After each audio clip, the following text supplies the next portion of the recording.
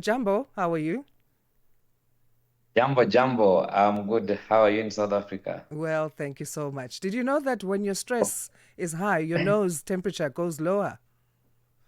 You surprised me when you were having a chat with Peter and I'm still in awe Dora. of this this news. But anyway, I guess we'll delve deeper into it and get a better understanding. But today on our East Africa wrap, let's start with Madagascar, where President Andre Rajoelina is reported to have fled the country after losing support of the army. He's not catching a break anytime soon, it seems. Rajoelina first, the Gen Z protest, and now to this key army a unit in the army joining those protesting against corruption and lack of service delivery. Yeah, Asanda, of course, we didn't expect that, Andre Rajoelina will flee the country. And of course, as per the RFI, that is a French radio station, um, they reported yesterday that, of course, Rogelina had to flee the country for Dubai after having a deal with French President Emmanuel Macron. Of course, it is assumed that of course he has fled to Dubai, and he was supposed to speak to the nation at around 16 GMT, according to the statement. From the presidency on Facebook. Of course, Rogelina, a 51-year-old, was vice president in 2009 to 2014 before returning to power in 2023. Of course, we all know how Rogelina came into power. He came to power through a coup that was masterminded by this special military unit that is CAPSAT. Of course, the same military unit has pressured the president to flee the country. Of course, automatically he resigns from presidency. And the pressure was mounted by these young people who wanted access to water and electricity in this archipelago country. Of course, we are yet to see today development that might be coming, and we must know the way forward. And we don't know whether the military will be taking over the country or not. Before heading over to Dubai, reports were that he was getting protection from France. He fled there, and he does have French or citizenship. So, could that bring into question then the issue of African leaders who have citizenship elsewhere, or whether it's dual or anything, and how that can serve as a deterrent to them facing the music when it comes to the faults that are happening in their countries?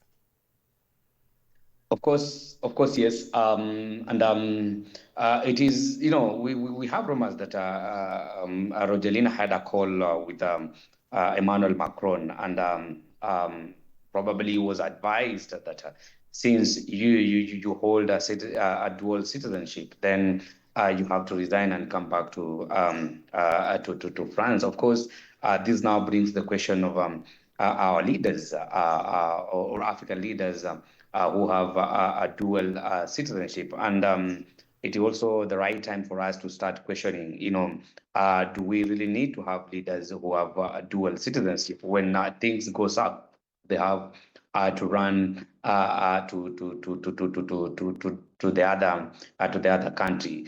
Of course, in one of the statements that Rogelina made about the Gen Z protest. Of course, he was complaining about a group of people wanting or taking the advantage of the Gen Z protest to topple his government. Of course, we have seen that, but he has fled the country, and we are supposed to know what should now happen next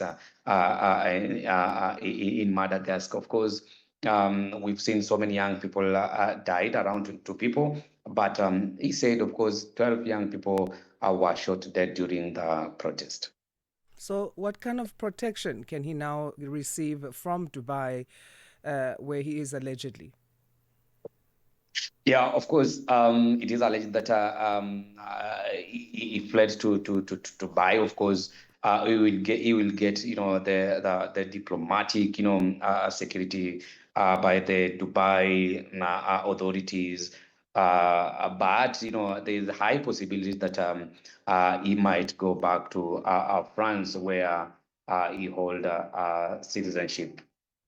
Let's move to Tanzania now. A high court there is expected to deliver judgment on whether or not opposition leader Luhaga Mpina can run as presidential candidate for the Alliance for Change and Transparency Wazalindo party in the general elections. They're coming up in 2 weeks. What do you think is likely to transpire here?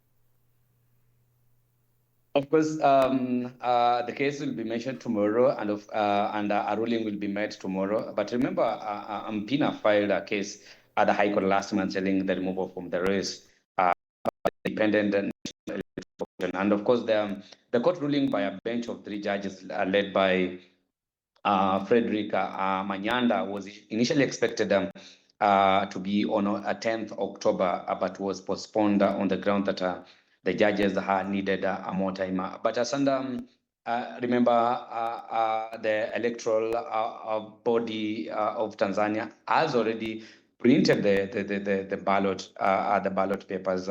So there are very minimal chances that we might see Pina on the ballot paper, because we only have 2 weeks to the election, and of course that means, of course, we might see a different a ruling, the way people are expecting, because people expect that of course the court will rule that he was unlawfully removed from the ballot paper. But of course, um, uh, when you look at the timelines, we have only 2 weeks to the election, and the materials for the election will be coming in Tanzania anytime from now. That means we have a whole process of if we want him to participate, that means a new ballot papers must be printed, which is not possible at this stage. How are the election campaigns of the other parties going meanwhile? Of course, the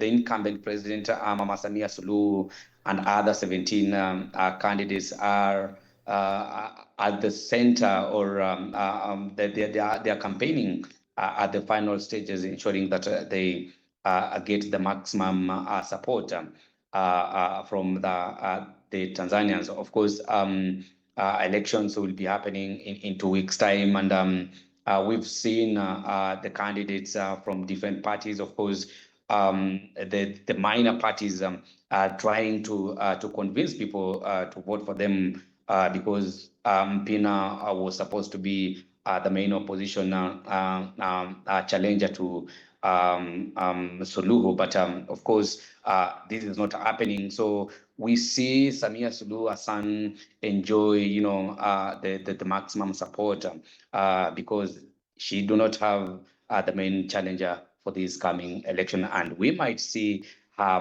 win by landslide. All right, in Kenya now, where gamblers are angry with government's decision to deduct 5% on all withdrawals from monies that they have won through betting. What is the reason given for or given by the government for this? Of course, as per the Kenya Revenue Authority, of course, this is under the Finance Act 2025. Of course, all the withdrawal from the betting and gaming wallets will now attract a 5% withholding tax, which is now a major shift from the previous 20% that applied only to the winnings. Of course, the Kenya Revenue Authority will tax every withdrawal, whether it presents an actual profit or just a player's original stake. Of course, according to the Parliamentary Budget Office, the new approach could nearly double government revenue from 35 million US dollar to about 74 million US dollar in the 2025-2026 fiscal year. Of course, the PBO warns that, of course, the measures risk discouraging casual gamblers and driving players away from of course, the formal platform. Remember, Kenya has one of the highest number of gamblers in Africa. Of course, probably this could be a measure to discourage, young people from gambling. Remember, recently we've seen quite a number of young people commit suicide after placing bets on a number of matches, and then they end up losing. But at the end of the day, they commit suicide. Of course, it is a very a tricky scenario that, of course, young people will be seeing whether we might see a lawmaker go to court or challenge this new tax rule. Right, a balancing act there against taking a human life in consideration and mental health over capitalist gains and economic gains. Let's talk also about the last two living northern white rhino are in Kenya. How are these expected to be protected? What will be happening with them in terms of, I don't know, getting them to reproduce? Is that even possible? What can you tell us here? Of course, the last two living white, I think the northern white rhinos, they're based in Laikipia County, that's the northern part of Kenya, that's the Rift Valley. Of course, Nijin and Fatu are the only two living northern white rhinos on Earth, and they're only found in Kenya.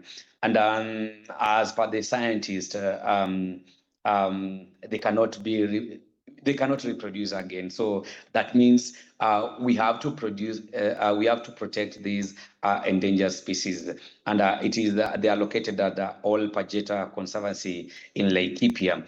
Of course, we've seen the government of Kenya and the county government of Laikipia putting in measures to ensure that, of course, the only white rhino in the whole world get the maximum protection and security. And of course, it is a tourist attraction because we've seen quite a number of tourists all over the world coming in to see these endangered species. And of course, for Kenyans, we are proud to be associated with the northern white rhino.